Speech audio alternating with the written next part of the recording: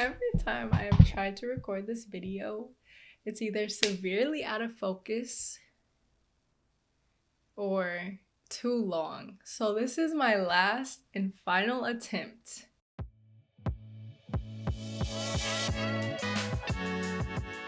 Alright, so in this video, I will be reading the essays that got me into all the schools I applied to, except I wrote these essays nearly 4 years ago. So I applied to USC, UC Berkeley, UCLA, UC San Diego, and UC Davis. I applied in 2020 for the fall 2021 school year. So I'm really excited to reread these essays. I feel like I'll be experiencing a lot of emotions from embarrassment to joy to, I don't know, appreciation. I'm proud of myself for how far I've come, but at the same time, I know that my writing skills have changed and my style of writing, what I would have wrote then is definitely different than what I would have written now. So I'm just excited to see how that goes. So I will only be reading my UC essays in this video because if I read all of them, it'll be too long, and then I'll make a separate video where I read my USC personal statement and supplemental essay. So without further ado, let's get into the video. I'll just briefly mention my stats for anyone who's curious. So I graduated with a 4.0, or I transferred with a 4.0. I was a volunteer at my church in the kids and youth ministry. So I was like a preschool and K through 5 teacher and also a youth leader. And then also I had 2 years in the food service industry. And then on campus clubs, I was in my community college honors program. And that one, it wasn't like a real club. You had to take a certain number of honors courses. And then you also had to participate in a few honors events each semester in order to like meet the requirements. And then, yeah, so that was all my extracurriculars and work experience. So for the UC essays, you have to choose 4 out of 8 questions to respond to in under 350 words. Okay, I'm currently editing and I did a little research. So it turns out now you are given 7 personal insight questions and you choose 3 to respond to in under 350 words. And looking back, I'm mad. We had to do 4. The transfer students now have it so much easier than we did. But anyways, I just wanted to correct myself. So the first question, please describe how you have prepared for your intended major, including your readiness to succeed in your upper division courses once you enroll at the university. So this question is no longer on the UC application.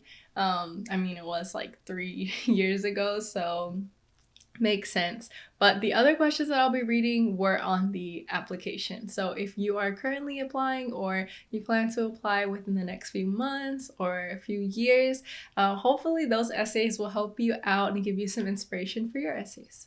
Say hi! This is my baby. I love her. She's like frozen. Okay, back to work. If you were to ask me what I wanted to major in at the beginning of and prior to my college career, I would not have been able to give an answer. For so long, I identified as undecided, afraid I would never have an answer to this question because nothing would spark my interest. It wasn't until I took a journalism mass communication class my first year at Los Medanos College, which opened my future to a realm of possibilities. A month into the semester, my professor assigned our first project, a 10-minute presentation in which we were expected to teach the class about a specific media outlet. I quickly grew intrigued in my research on the dissemination of information across the outlet I was trying to study, print media. Learning the importance behind written communication through print media began to deepen my understanding on the ways in which humans communicate across societies, cultivating a desire to learn more. Next came the challenging part, determining how to communicate my research to the class. Although I had never given a presentation on print media, I realized the concept of communicating information to a group of people was not foreign to me. This presentation allowed me to make the connection from the classroom setting to my personal experience, as communication is a prominent part of my daily life. I love the experience of sharing my knowledge with the class, as well as listening to my peers to gain new insight on various topics from their point of view. From this moment on, I knew I wanted to dive deeper into this field. During my second year at my community college, I expanded on my studies by taking an introductory sociology course on race and ethnicity, which furthered my knowledge on communication through cultures and societies, and an introductory speech communication course, which enhanced my skills on effective interpersonal communication. Not only have these courses prepared me for my intended major by enhancing my knowledge on the subject, they have instilled in me a drive and passion to become a better communicator. And that was 346 words. So after reading it, honestly, it wasn't too bad. I think that the strengths of this essay were that I really touched on, my experience of not knowing what I wanted to do and then finally finding something that I was passionate about, and how I prepared for that major, which is communications, by taking more courses on communications. So the interpersonal communication course or my speech class, and then later on I had taken a sociology and ethnicity course, which you could argue is related in a sense because you learn about different cultures and how they communicate on a societal level.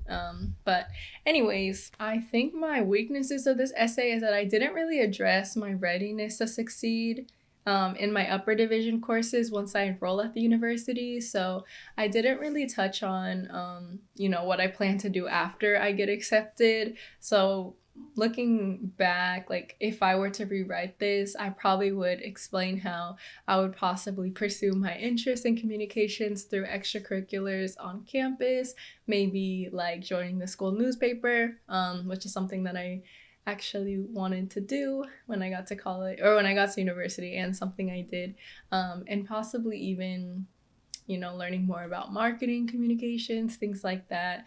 I definitely would have highlighted more what I plan to do. But again, you're given like only a few words, and it seems like a lot when you're writing because it's like, what do I talk about? But those words really fill up quick. So it's kind of hard to address everything. So I rate that essay I'll give it a 6 out of 10. Yeah, 6 out of 10. All right, next essay. Describe an example of your leadership experience in which you have positively influenced others, helped resolve disputes, or contributed to group efforts over time. In 2019, I applied for the Fellowship Church internship program. After various supplemental essays, letters of recommendations, and interviews, I received the news I would be an intern at my church. I imagined the first day of my interning experience would consist solely of shadowing my pastors for our entire weekend service. However, this was not the case. Our church had expanded by opening a portable location, sharing part of a high school building several cities away. As a result, my first day of internship consisted of setting up for the experience at 5 a.m., then loading our church's belongings back into the U-Haul following service at 1 p.m. I was assigned to set up the kids' area. Some tasks I was expected to complete included moving tables, laying carpets, setting up banners, unloading boxes, and arranging chairs, which I contributed to once every 3 weeks for 9 months. While the setup and breakdown teams for other areas in the church grew larger, ours remained the same, not growing beyond 4 members. Therefore, I had to make sure I was a reliable resource for the team. This prompted me to take the initiative by always arriving first, allowing me to finish early, which created the opportunity to assist my fellow interns with their tasks. Not only did this ensure we finished on time for service, it created room to form and strengthen connections with the people I served alongside. During the months I served, I encouraged and strengthened my team by cultivating an environment where communication and direction thrived. My ability to aid struggling team members facilitated a rich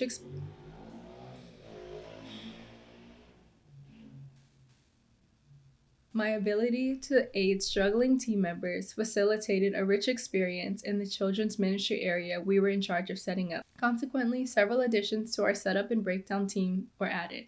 The previous months of serving prepared me to train and guide our new members on how to do various tasks and to lead the team to guarantee everything went accordingly. Through my concerted efforts to expand my small team, it allowed valuable relationships to develop, thus granting us the ability to successfully serve our community. Where I could have done better, I feel like the beginning intro was a lot of explaining, like a lot of just me stating what the like internship program was and then what I thought it would be. I think that essay was very vague as well. I mostly just said the team and 4 members, but I didn't really talk about like a specific person who I had influenced or one specific event that showed my leadership skills. If I were to redo this, I would probably get more specific and give a specific example where I really demonstrated leadership. Anyways, I want to rate that essay a 5 out of 10 because it was my least favorite essay that I wrote, and also I don't really feel like it showed my leadership enough. Next essay. So this one says, what would you say is your greatest talent or skill? How have you developed and demonstrated that talent over time? Sitting at the antique piano in my grandmother's house was my favorite place as a young child. I loved experimenting with the keys until I formed what I didn't know yet, a melody. My love for piano grew stronger as I got older, and I craved to learn more, so I educated myself on the instrument through music theory books and learned to play my favorite songs by ear, wanting to one day be the best. Gradually, my music compositions became more complex, expanding beyond 4 chords of harmonic triads. At 14 years old, my mother signed me up for piano lessons. Excited and optimistic this would open up a new door to my songwriting, I dived in with an open mind to learn as much as I could. However, this was short-lived. My family was faced with a difficult decision to move to a new city, sacrificing my passion for the stability of our finances. I found myself at a plateau for months, not advancing in my musical abilities. Instead of continuing to put stress on myself to be the best piano player, I decided to return to what I've always loved, songwriting. Once again, I was able to convey my emotions through the words and melodies I put together, and I was at peace. Taking my love for music a step further, I auditioned for the choir at my church with an original composition. I was intimidated by the competitiveness because it is a highly selective process, and if I got in, I would have to perform in front of over 2,000 members. However, the fearful voice within me was drowned by my desire to do what I love. After months of anxiously waiting, I received the news that I made the team. Singing for my church has allowed me to collaborate with other artists and share my passion on a larger platform. Songwriting has always been the pathway to my creative expression and my greatest talent. The years I spent developing my craft has taught me that my passion is greater than my perfection.